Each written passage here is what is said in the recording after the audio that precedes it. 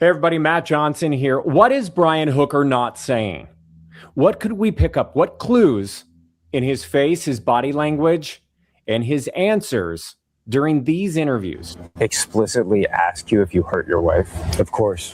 What did you say to them? I said I've never harmed Lynette, and I never would harm Lynette, and I want to find Lynette.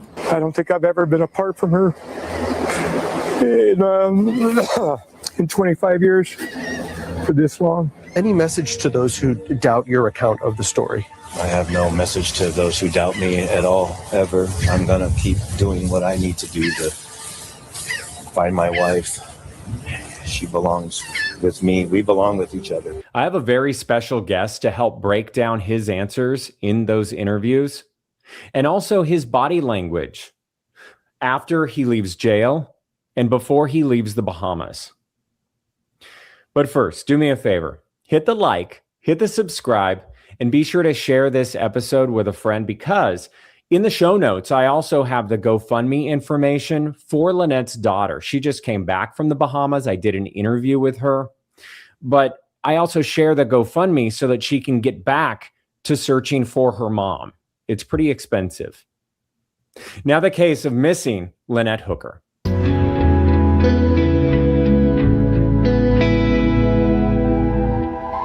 Here to talk about it and break it all down is a friend of the program, Susan Constantine, body language expert, jury consultant, speaker, and author of How to Spot a Liar in 7 Seconds.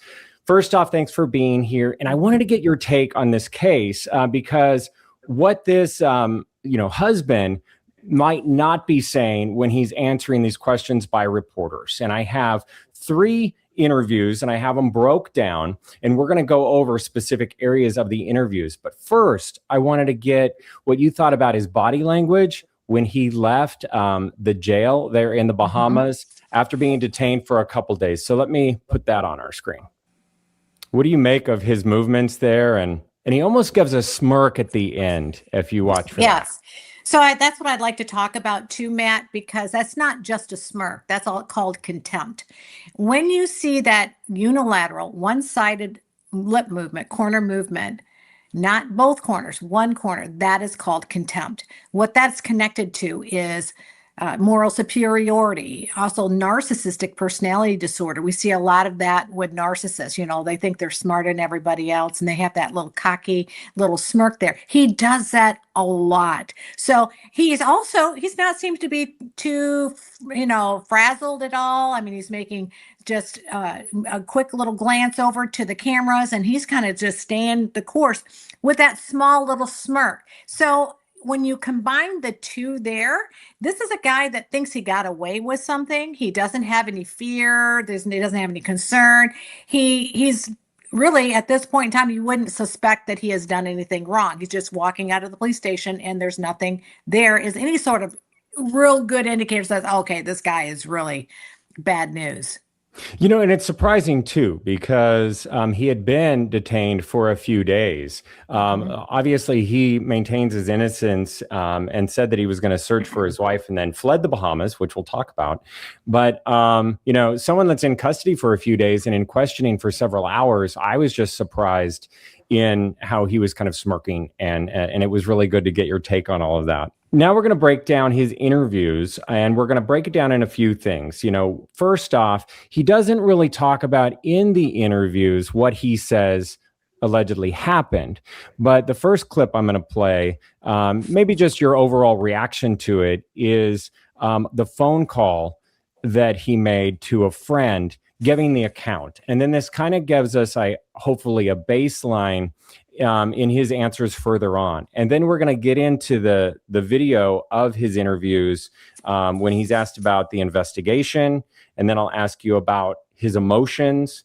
And then I'll ask you about his reaction to his relationship. And finally, when he said that he was not going to leave the Bahamas. So let me put this on our screen and we'll begin with his account of what happened. She basically just bounced off the dinghy in the middle of a little blow. She had the spare dinghy key in her dry bag, which was with her. The wind blew us apart so fast that I think she tried to swim back to the sailboat, back to our sailboat, which was probably, I don't know, 1,000 yards or something. But the waves were 3 foot, and I was yelling for her the whole time. And I yelled to her that I lost an oar, and I threw the anchor out and anchored the dinghy. And I yelled. I couldn't see her anymore. I threw her a flotation cushion that we used to sit on the dinghy. Right after she went in, I couldn't tell if she got it or not. So after an hour of calling her, I never heard her voice. I'm never going to forgive myself. And we stayed too long. We left too dark. All kinds of no life jackets. I had the 2 that you stuff, under the seats that nobody ever wears for, Coast Guard purposes. But we used to wear these life jackets. We had these other ones all the time. I can't explain what happened to us, Okay, so what's your take on that? All right, so this would take me a long time to dissect all those words. However, there were some things that really jumped out to me. First of all, his voice inflection never really fluctuated. It was, I call it like a code blue EKG. There was no real emotion that you really felt when you were hearing him say that. He also gave us a lot of irrelevant information, stuff that was concerned with building a story. When he's telling the story, what he's doing is that he is building up the front end of the story, why something happened, and the proportions of the story is out of sequence. So generally speaking, that you're going to see a 25% of, they're going to tell you why, what happened, then what happened during that moment, and then the tail end. So he's doing a lot of buildup, and then he's very short on the very end of it. So that's a lying deceptive tactic. That's what we call the storyline is out of sequence. The other thing is he uses the word I think, right? It doesn't I know, it's just I think. He's pondering of a couple options here, floating a couple options. He also uses the 3 foot. Remember the 3 foot waves? Number 3 is the number 1 lying number. We found in research that people, when they're lying, they'll always divert to 3 o'clock, 3 times around the corner, 3 blocks away. They tend to go to the number 3. The other thing is what he does is he uses the word basically. So think of basically, sort of, kind of, is a sloppy way of saying that what something occurred. So did he push her and then she basically tipped over? So he is lying by what we call omission. It's what he's not telling us. So he's not really giving us some really good solid stuff. He's telling us why he thinks something happened, or the 3 foot waves. So lying by omission. He also says is the word just. Just is a minimizing response. I look at certain words that they use because every single word matters, how they structure their sentences, how they build up them, the structure of them, the tonality, and the types of language that he used. So I ran him through what we call Deceptio AI, which I would mention to you earlier. And I analyzed his statements, and he is deception detected. So what does that mean? It means all throughout that statement, that story, not that there was a high level of deception, but there's deception indicated, meaning that the story didn't happen the way he said it did. That is fascinating, and it makes me question how many times I say 3 and basically in my own conversation. Well, 3, I say 3 times too, but when people are trying to hide something, a lot of times they go into the number 3. That's so interesting. And he does it a lot. And I'm sure I'm going to be listening for that as we watch the video clips. So this is a compilation of ABC, CBS, and NBC clips, but I'm putting them in categories for us. And the first category is when he's asked about the overall investigation, what he can share. And by now he's lawyered up and he's not answering questions after he did that initial video or phone call to his friend. And he's asked about being called a suspect.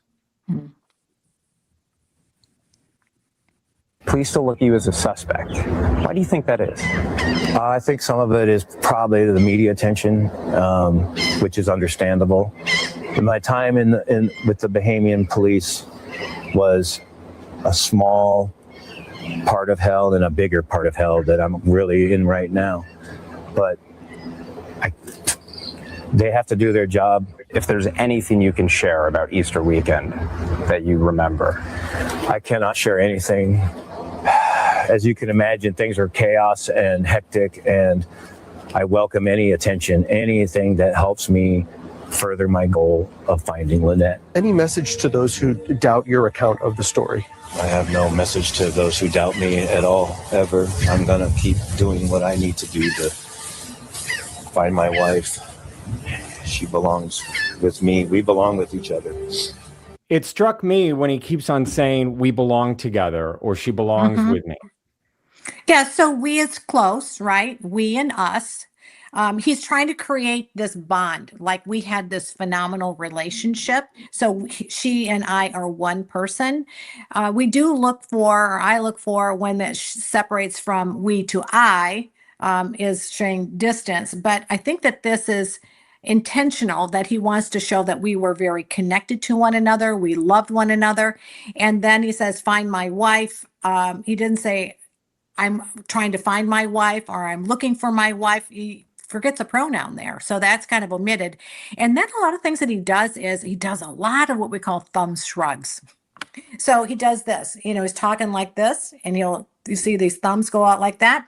So we see thumb shrugs, we see hand shrugs, we see shoulder shrugs. Those shrugs, or a mouth shrug, those are associated with deception. So he does it when he's talking. Normally, you and I, when we're having a conversation, you roll with your conversation with your hands. It's called illustrators that add to the story, brings clarity to it. But he's real casual. His hands are in his pocket. He's just kind of strolling along. You would expect him to be using more gestures. I don't know if you know Phil Waters. He's a phenomenal, he's been on your show before, and when you were with Court TV. And, when they're rolling their gestures, this is more open, honesty, the way I feel. This is my experience. When they're casual, why has he got his hands in his pocket? It's way too casual for me to think, you're not taking this seriously enough. So when you take that in totality, with, again, his language, his interactional style, we call it interactional style, the flow of his language, the language usage, all of that are they're combined in what we call clusters. And when I see clusters, there's deception indicated. Now, this reporter is not asking, he's asking probing questions, but he's not asking something that's going to increase cognitive load. Like, did you kill your wife, or did you do this? He didn't do that. So that would have increased cognitive load. And then you would have seen them firing, more indicators firing off. But he had control in this conversation because it was very conversational. There was no jeopardy involved with the questioning. Yeah. And, you're getting to what's on everybody's minds. Is this guy showing real emotion or not? Because so far, you're describing it, how a lot of people online are seeing it, where why are you so casual? Your wife is missing. Why aren't you just out there beating the drum, hitting the pavement? Why? That's what's going through everyone's mind. So let me put this back on our screen. And so these are the clips where I found what appear to be emotion, and I'll get your take. What was it like being in police custody, knowing that the search was still ongoing for your wife? It was hell. It was a different chapter of hell, and a giant hell that I'm in. You're still in it. Yes, I don't have a wife.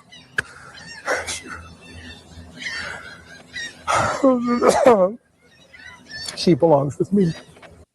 I will always think there was something I could have done differently.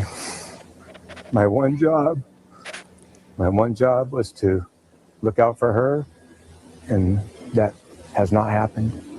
And I'm going to keep looking out for her now as best I can. You want to keep looking for Lynette. I'm going to need somebody with more authority to tell me to stop.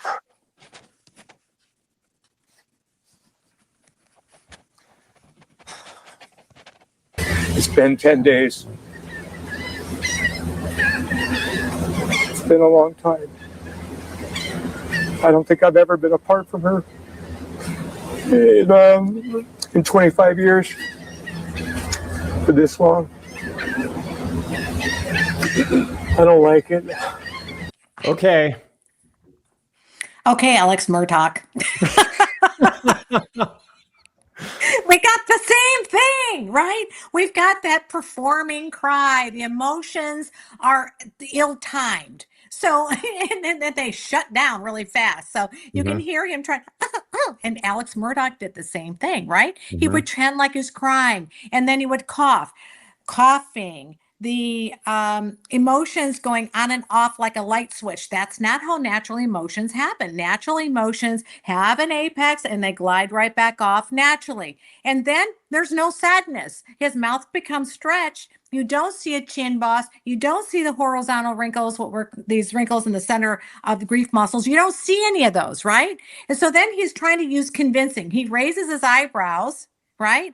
And he's trying to convince you because I did not have sex with that woman. He does one of those kind of things, right? So that's what they do when they are trying to convince someone, because that's the only thing he's got. Number one is how is he responding to me? Do they believe me? And then he's feeling threatened. So he's got to therefore kind of sell it a little bit better. His emotions are not authentic. Okay. So all of your viewers, he's faking it. Okay. This is a fake and a bad performance. We're looking at another Alex Murdaugh incarnate right here. So no, he says, you want about his wife. He mentions, I don't have a wife. That's a very odd thing to say. I don't have a wife. In other words, you should have been saying, I miss my wife. I'm trying to find my wife. I love my wife. I don't have a wife anymore. So he's already assuming she's dead. If you're still out there looking for him, why are you using past tense or future tense stuff, which is you're already assuming that she's dead? I don't have a wife. What do you mean? What does that mean? If we knew she died and they had already recovered the body, then that would make sense. But they haven't recovered the body yet. Mm-mm. Okay. No, Stephen Stern did the same thing. And a lot of his language, right? When he was talking about Madeline was to start school. that's Or right. was to start school. So you have to look at past tense, future tense. And here's the interesting thing about behavior. Matt, they will always give themselves away. I don't care if they're a psychopath. They'll either control the words they use or they're going to control their body language. For them to control both at the same time and have it work together like a really fine machine over a length of time when they're being asked probative questions, they're going to screw up. They'll screw up in the language. Their voice inflection will show the vocal tremors of deception, and their vocal tones will jump down. Or in this case, what he's doing is trying to create a little bit more like, Mhm. you know, like he's really worried. But then you look at the facial expressions and it's not congruent. When you're looking at body language and voice, it all needs to be congruent given the context or the account. When it's off for a reason. So bad performance, liar, liar, pants on fire. As Julie Grant would say, right? Yes, exactly. I really found that was fascinating that you mentioned that as well, about the fact that he always coughs, or at least he did it twice in two different interviews when he was appearing to be emotional or attempting to cry or whatever that was. He was It's a starting vocal to fry. cough. Yeah, that's called psychophysiology. So that's one of the channels. There's 6 channels of communication, right?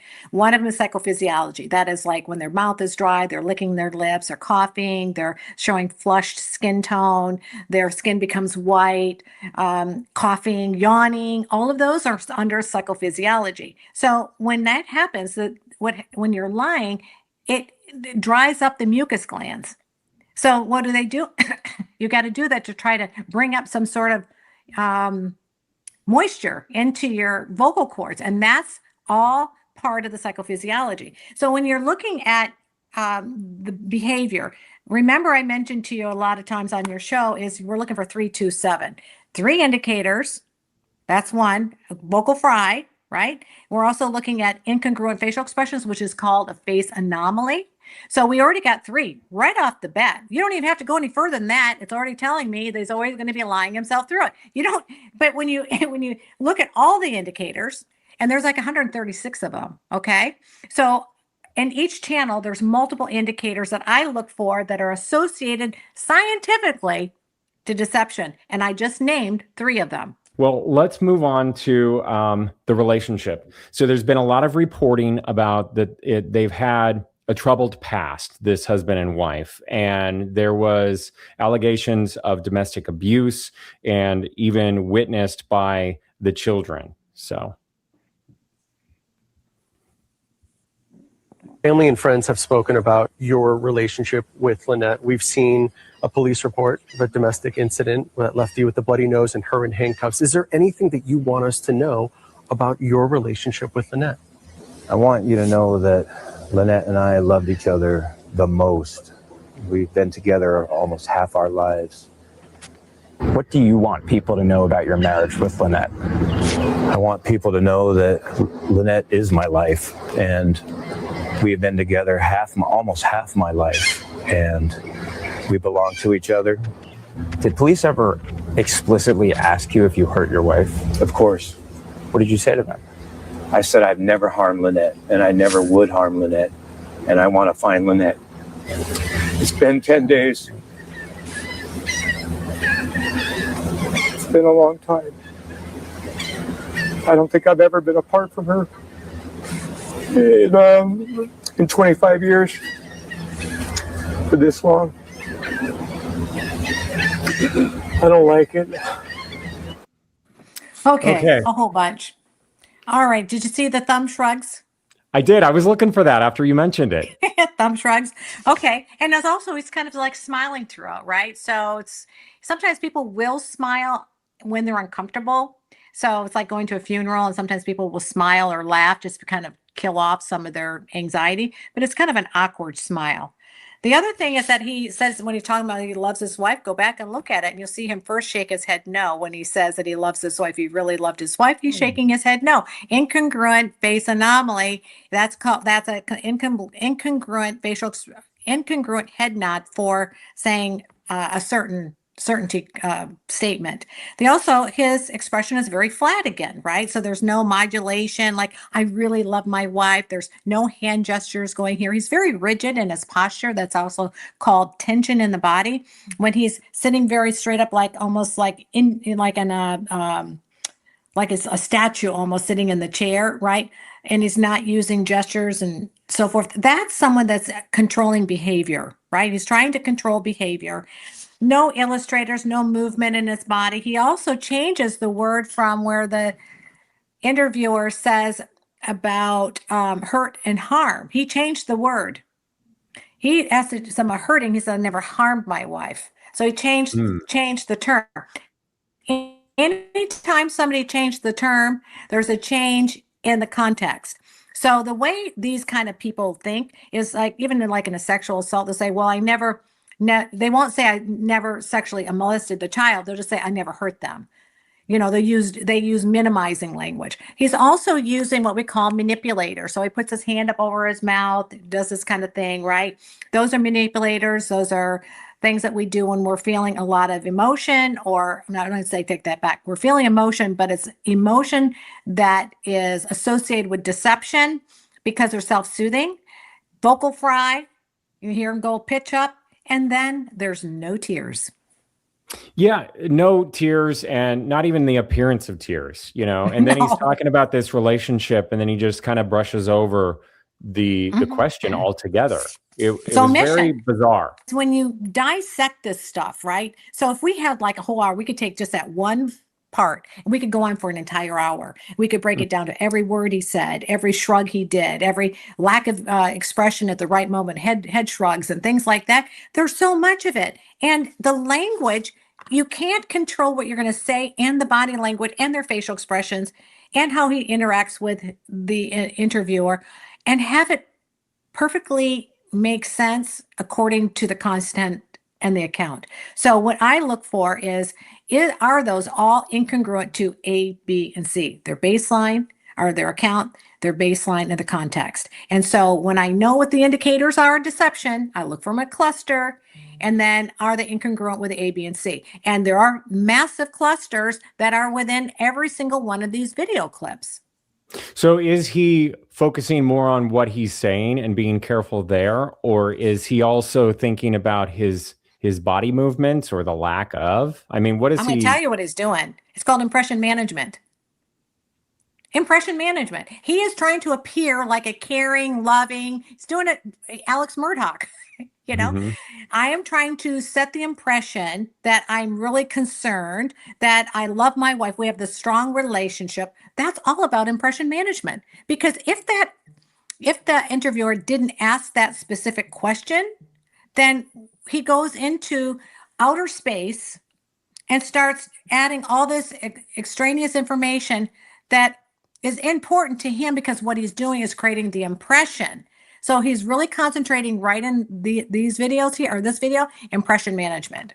And these reporters are tap dancing around because the attorney, they've each said in the reports that the attorney was standing off to the side and they were not going to get into his account of what happened. He was no longer answering questions of that. So it would have just wasted time, no comment, no comment, no comment. So Sure, they're he's just just trying to dodging. think on the spot of what to ask this guy. What he's constantly doing, he's using omission, not telling you the whole story. He's evading and he's dodging. So when you think about that, why does he feel like he needs to do that? And then he goes back to one of the other clips is, well, he goes back to the legal part. I'm not supposed to be talking about this, or I can't really express that. And that's a way to lying by omission. I don't have to tell you that. I'm not going to answer that question. Why? Because it's harder to lie. The more he's asked a direct question, it's too hard to lie. That's why he kind of hits on the surface, like he says all this superfluous stuff. He doesn't really he doesn't, focus in on the answers. And when you were talking about managing the image, so to speak, and shaping the narrative, both the public and the police narrative that he's trying to portray, then he's asked about, are you going to continue searching for your wife? And we know he doesn't, because we know that he's left. But here's his answers to that. Any message to those who doubt your account of the story? I have no message to those who doubt me at all, ever. I'm going to keep doing what I need to do to find my wife. She belongs with me. We belong with each other. My sole focus is finding Lynette. My goal is to go back and speak with the Hopetown Fire and Rescue volunteers, the search and rescue volunteers. They have been, I believe, still looking whenever they can, but even while I have been detained by the Royal Bahamian Police Department. I was speaking with a volunteer the day that I was detained to go out on one of their boats. They were going to take off work and take me searching some more areas. I won't be able to stop looking. You want to keep looking for Lynette. I'm going to need somebody with more authority to tell me to stop.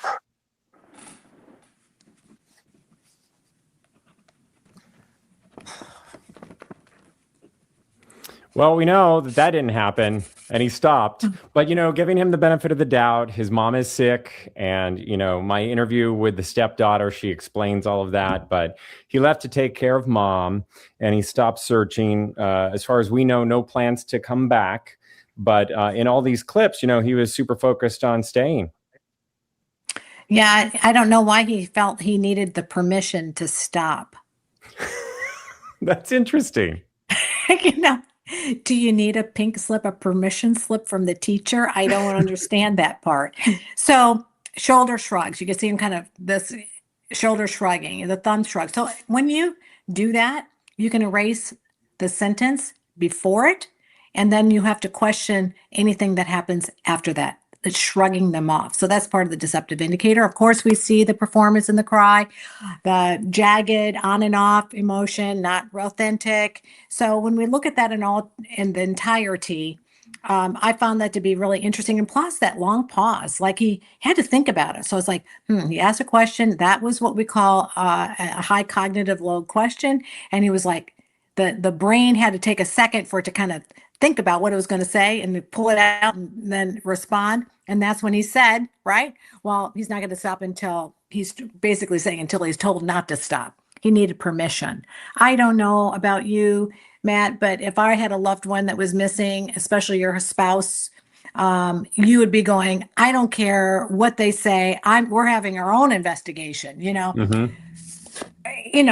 I just am perplexed, and plus this actually makes my job very easy when I do these kind of things because I just go, this is like a no-brainer. Like, I have to attorneys send me videos all the time. I have to send them reports, and I'm like, dude, your client's lying to you. Maybe you can do a plea bargain. I don't know, because he's lying.